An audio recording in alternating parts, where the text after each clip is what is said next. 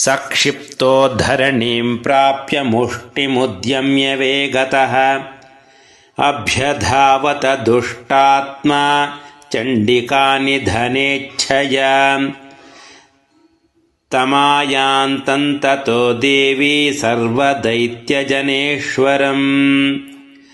जगत्यां पातयामास भित्त्वा शूलेन वक्षसि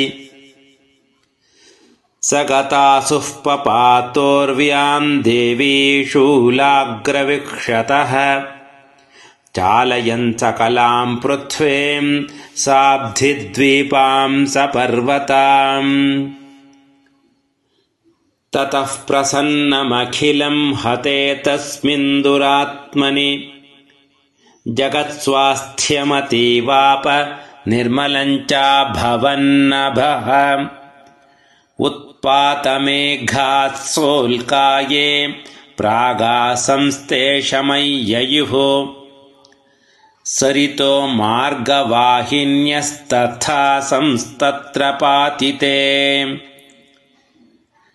ततो देवगणाः सर्वे हर्षनिर्भरमानसाः बभूवुर्निहते तस्मिन् गन्धर्वाललितं जगुः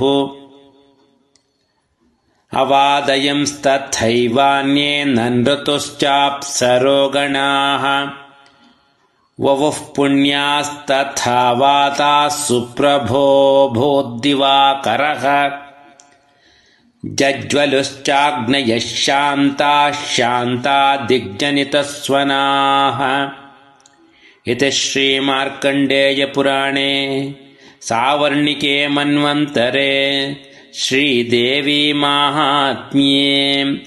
शुम्भवधो नाम 10मोऽध्यायः।